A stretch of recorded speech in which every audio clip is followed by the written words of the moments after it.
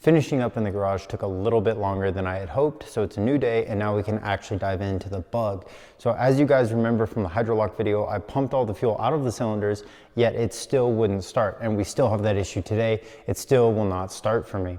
So we're gonna dive into what is actually causing that and how can we fix it if I am able to fix it. And for those of you that watch my fuel tank cleaning video, you know that the sound in the garage echoes quite a bit. I'm trying a new mic system out today, so let me know in the comments if you guys think this sounds better than just the normal iPhone microphone. Okay, so first things first, guys, I did a little bit of discovery on this after the video from what you guys have seen. So what I noticed, I pulled off the air filter here and basically I rotated the choke blade open and the fuel nozzle that is right there. When I have the fuel switch in the on position, it leaks fuel. When I turn it to the off position, it no longer drips fuel.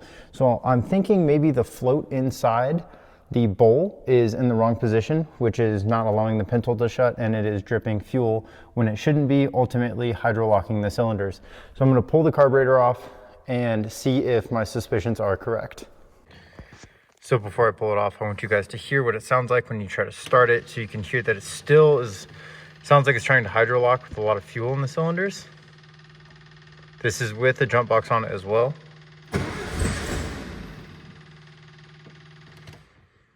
Okay, maybe not.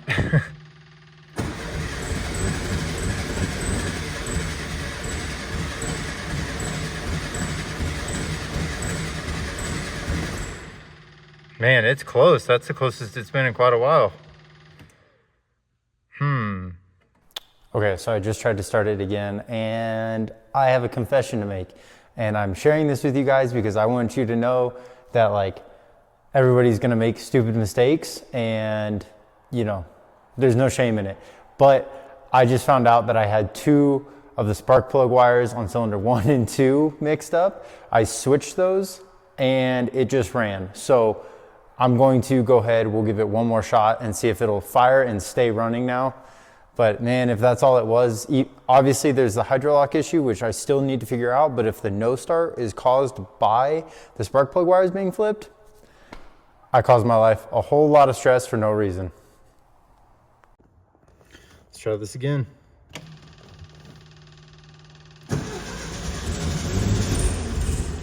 Look at that.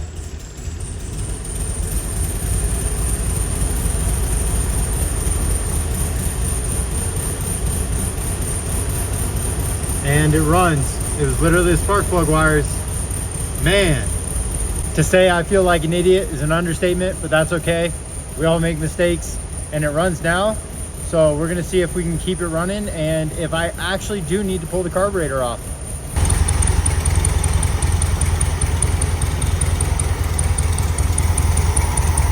Running well enough right now.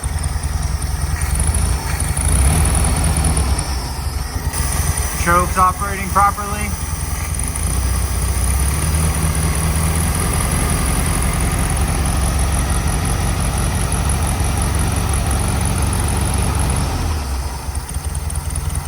Well, I don't know what to say for myself, but we're gonna take it around the block just to make sure that it runs good now.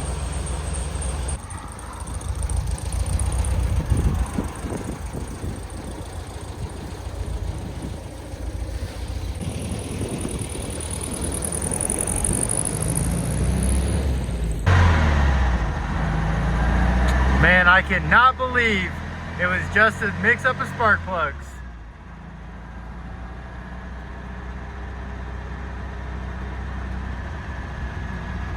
She runs good. I've missed driving this thing. It's been a couple weeks now.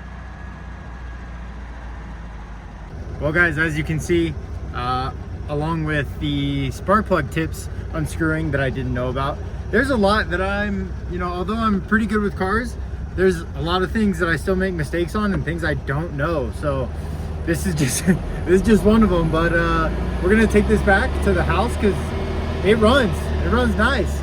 But I want to get those door handles and mirrors installed for a new little look on this thing, which I'm pretty excited for. So we're gonna head back.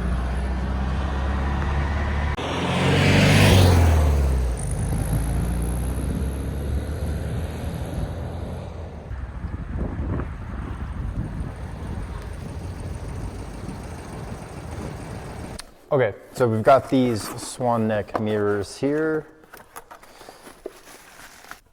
That sucker's clean. I'm excited to get these thrown on. So from what I've read, we have to pull the trim off the side of the car and trim it just a little bit to get it to fit around, because this uses the last hole for the side trim. So I'm gonna get these open and we'll get the trim removed.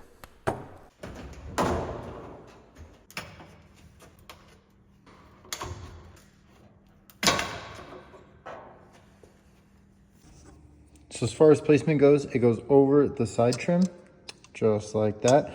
But it has that stud, and that's going to go in this hole right here. So I actually need to measure and chop this trim so the stud can go through the hole.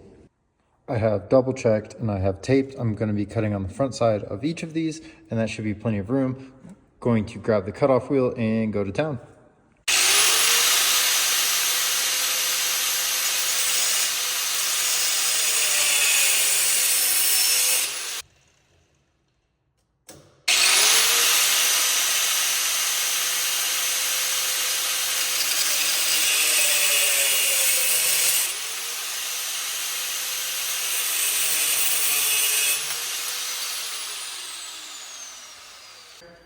Some aluminum trim, cut pretty easy. I'm gonna slap this back together and see if we got some swan neck mirrors now. Trim is reinstalled. We're gonna go ahead, put that on.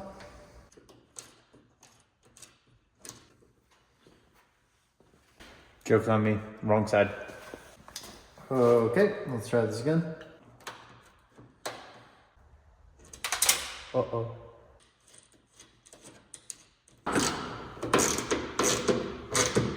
Just like that, that sucker's in there. I sure do like the way that thing looks. What do you guys think? Let's get the other side installed.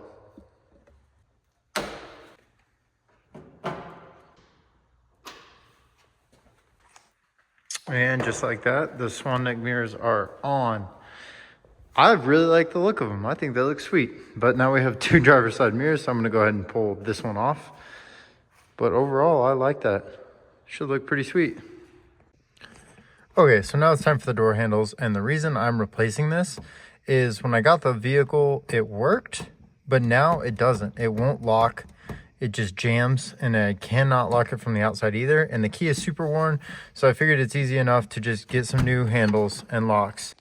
So after doing some research on early Beetles, there's a spring here and a spring here that you have to actually push back on to allow you to see that little pinhole in the side, because in that pinhole sits that little guy, and that's what holds your levers on. So I got both of those removed, and then it's just some clips around the edge, and then pull up on this, and this will be off.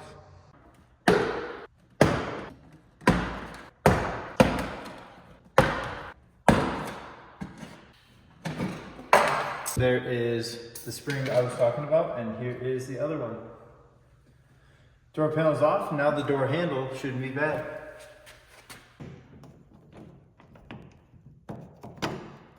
So we got new gaskets and a fresh handle. Just double check to make sure the lock works, and it does. So we are just going to reassemble this and then match it on the other side. We've got both of the door handles switched out. We have the mirrors on. Everything's good to go. Last thing to do, little operations test. We're gonna make sure it locks, which was the problem beforehand. Perfect. If you guys have any advice on an old bug not locking from the inside, but the exterior works as it should, drop a comment and let me know how I can fix that. All right, so I got everything accomplished that I was looking to do in this video. And the last thing I wanna do is double check to see if it will start again. Now the battery might be dead, so I might need to throw the jump box on it, but we're gonna see if she fires up and runs as it should, or if it sounds like it's hydro locking again. Well guys, that's it. I'm an idiot. That's gonna do it for today's video. I appreciate you guys watching, and just remember, check the simple stuff and don't be afraid to make mistakes like I did, because that's all it takes to get your car running again. We'll see you next time.